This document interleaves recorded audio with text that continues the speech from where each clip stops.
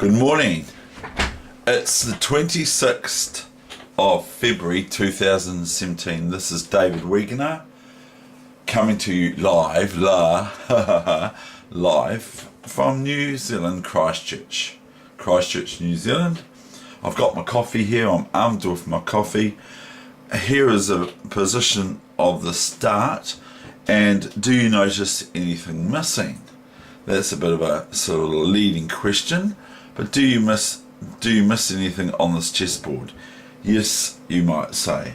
I see that there's a piece missing on B1, a knight, and that's how I'll get my specs, I'll get my reading glasses. That's how Morphy started this game for the third match game against Thompson, like the Thompsons out of Tintin, but I'm not sure. Yeah, I think it's the way they're spelt, the twins or whatever they are, the Thompson twins. But anyway, this is played against Thompson, a match that he played with him, that he removes his queen's knight every time. How humiliating. But he does get to play white every game. And I looked at this game last time about 30 years ago. Anyway, so this game is an Evans Gambit. It's their third match game. It's on page 136, Morphy's Games of Chess. It's in this book, and so that's my this is my game for the morning. So it's currently 20 to 9, or if you want to be pedantic about time, on my computer it's 8:41 a.m.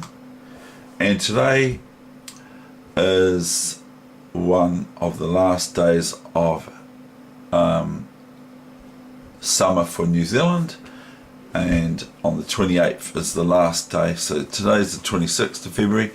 On the 28th of February, by the way, is the last day of summer, and outside today, Sunday, it's not sunny, it's a little bit of rain and that sort of thing. Okay, so here is a game that was played between Morphy and Thompson, with white removing their queen's knight, which just impresses you anyway, but it's one less piece to develop for white, so because they don't have to develop it. So this is already gone, it's already like it's developed, but it isn't, it's off the board. E4, E5, very sensible moves. Now is only knight on the board left, knight F3, and I would like to just say, today I acknowledge it's my brother's birthday today. I won't tell you how old he is, but it's my brother's birthday today. I won't even tell you if he's older or younger than me, but he's older by a whole year, or younger by a whole year, than he was yesterday, if you get my drift. Knight C6, Bishop C4, an attacking move, isn't it?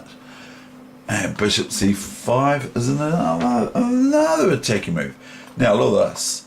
Now he's already gone and given up his Queen's Knight for nothing before the start of the game. He's given it to his opponent.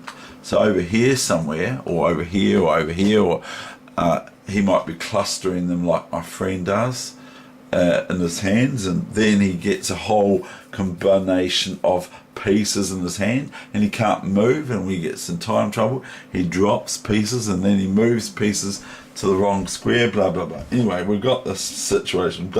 David's waffling again. Bishop takes pawn, C3, or Bishop B4, C3, Bishop to A5, Queen to Knight 3. Just remember, he's a piece down, voluntarily of course. A very rare continuation which Bird which is not a bird that flies, but a strong chess player bird, revived against Triggerin, Hastings 1895, which is about 36 years later, 1895, with ill success, with bad success. So Bird revived this against Triggerin, which I might be saying it wrong, Tchigorin, in Hastings 1895 with ill success. Black plays Queen Bishop through while they hold piece up, so they might as well play something like this. Now, but pawn to d4, it's a mistake. But white is not the one who makes the mistake here, black does. Black plays bishop b6, and the book gives knight takes.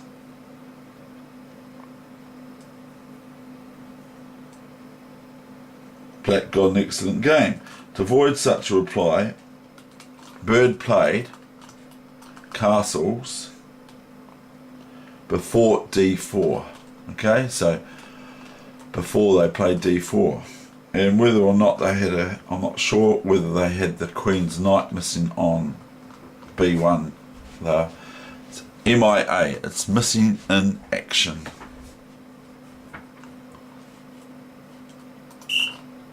Now whose move is it? Goodness sakes. Okay, we've got this. Okay, now we've got bishop b6.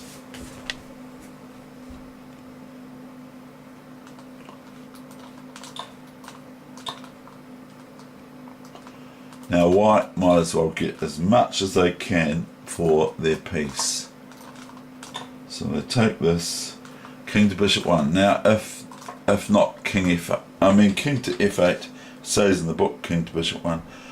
If not here, then white wins this piece, and then has to defend their king a little bit.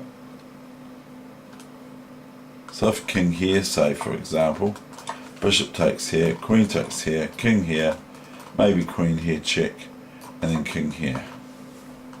But not after queen e4, bishop here, because that would be better for black.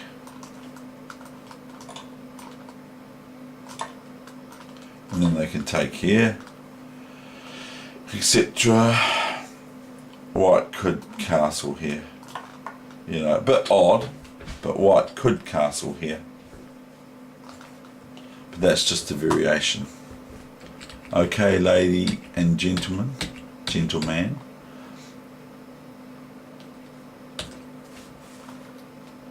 f8, new main line.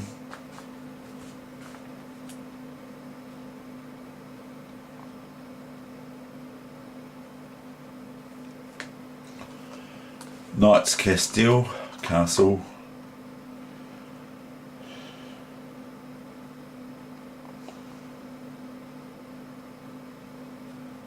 Oh! I didn't realise that, but oh well, that's okay. It says here, bishop takes g8.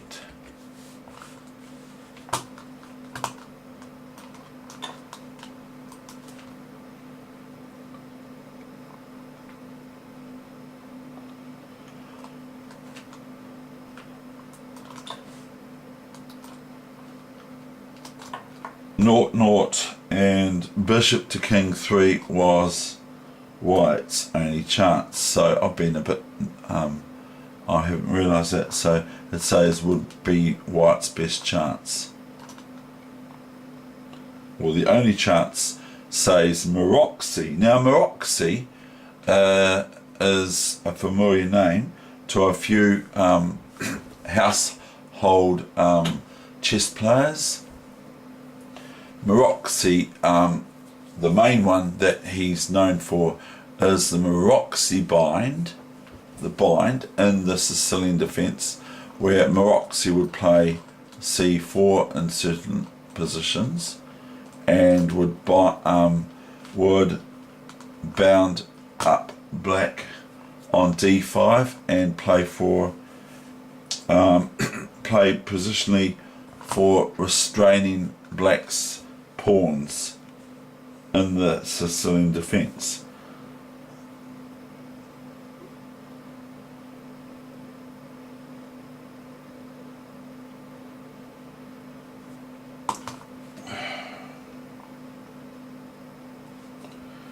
I don't actually know what's going on here. I'm just going castles and now going knight to bishop 3.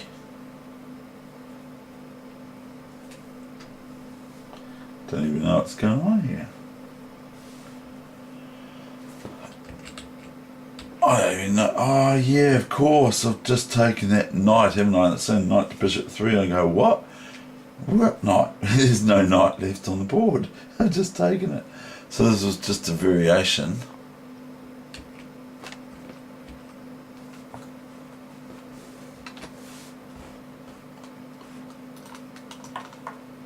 Castles. Knight to bishop 3. Bishop a3 check. Now, black can play this if they so wish. I don't see anything wrong with it.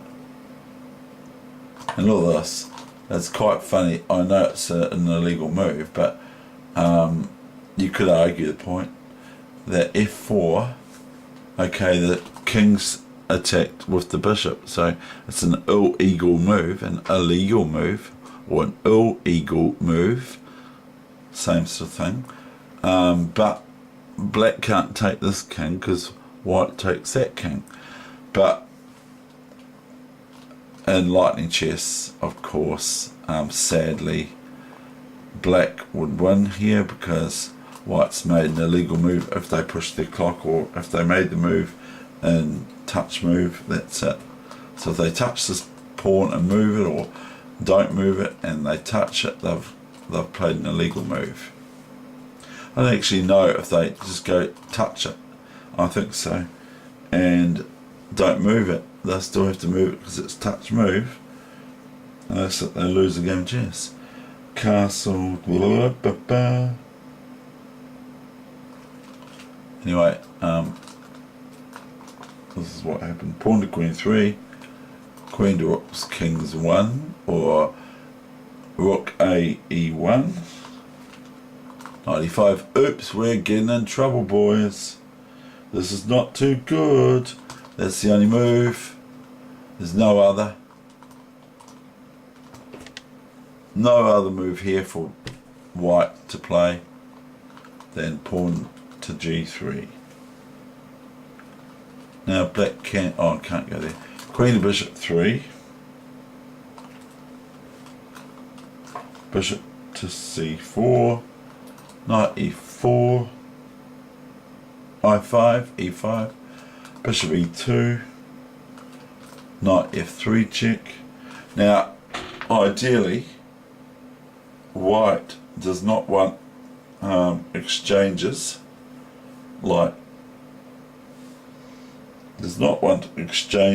because it favours black because they're a piece up. But the other thing is that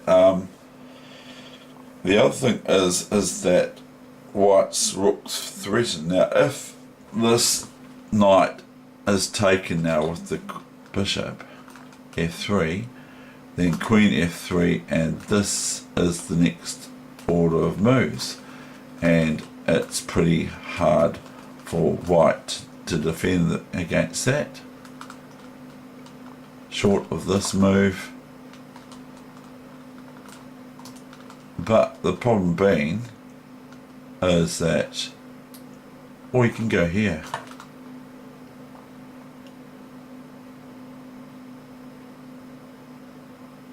Oh, it actually says it. Knight to bishop 6. bishop takes knight, queen takes bishop, or queen takes f3, rook e3 is rather the continuation which one would have expected from Morphy. Black has then no good retreat for his queen, for if queen to bishop 2, pawn to queen's bishop 4, okay, right. So he can't take this, or he can, but he loses the queen to the rook.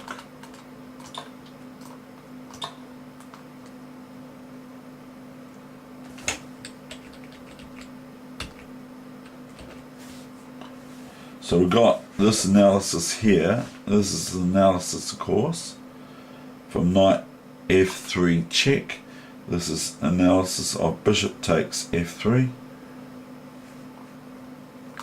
queen to bishop 2, new variation, c4, still if bishop takes e3, then fe3, and white wins the queen, even though there's it's just about equal material anyway, because black has 2 rooks for the queen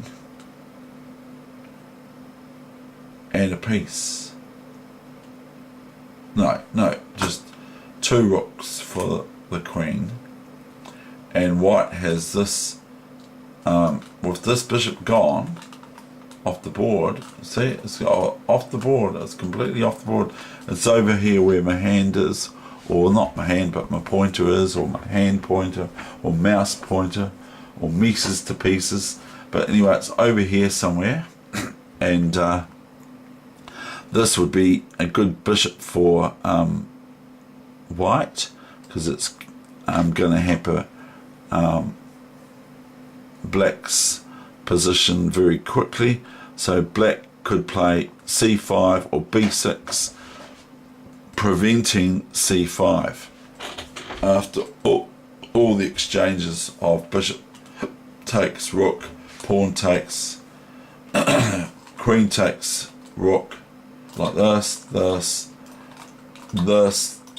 then black can play this. Because if they don't play that, this is quite meaty and juicy for white to play, even though black has this check here.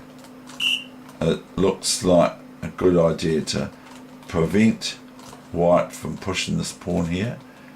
It doesn't prevent them from pushing it there, but the thing is that with the 2 pawns defending c5, it doesn't open up this black squared bishop to the enemy king, which is the black king, which might be someone else's king, which is obviously the way it is.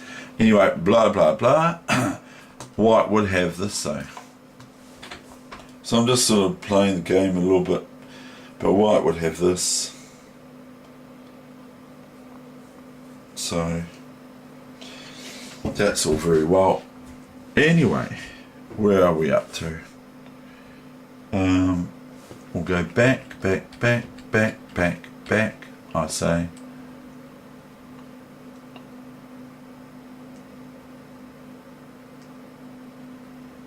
It's funny that it's like I remember it from years and years and years ago.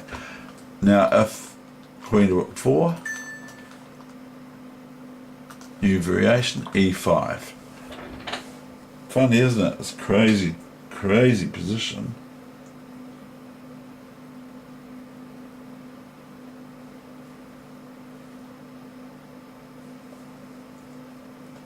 Anyway, we're going right back. Right, now white now play king h1. Now he is already given a piece at the start. He's already given a piece at the start. Now he's offering it up in exchange, which black doesn't take immediately. They just play, this is the new main line. They play, black Thompson plays bishop h3, and the rook can't go anywhere, can it? This rook can't go anywhere.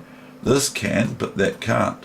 Now black's attacking 2 rooks with the knight and the bishop, and it's looking pretty pretty bad for white. Why not?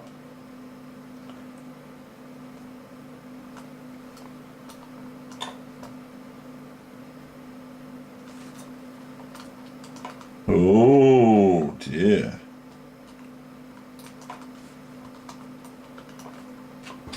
Oh dear, that's horrible.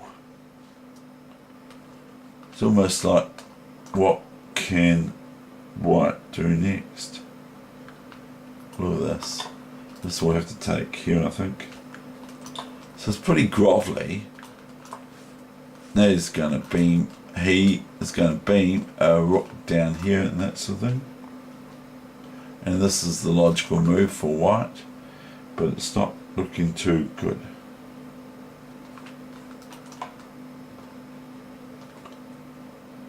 Look at this. Junk.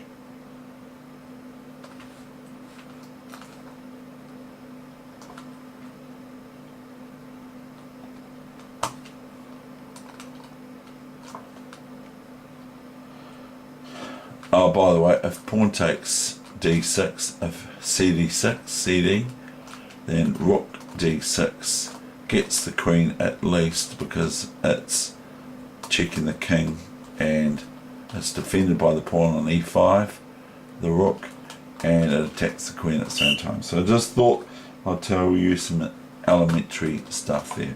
King to bishop 1, pawn to grit, queen's bishop 4, you see, crazy. cd6, why not? Look at that. So no wonder he's good, but he's not. He has to be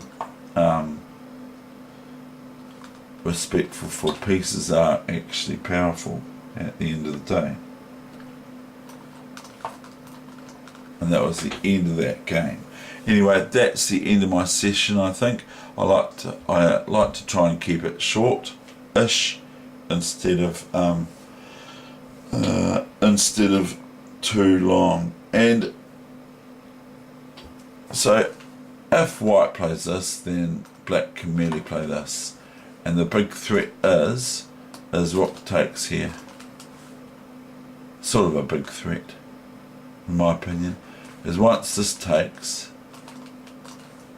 Say for instance we just play a nothing move, like here.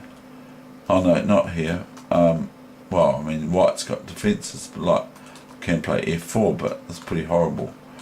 But say for instance we play a nothing move like this, then we've got this, this, and this.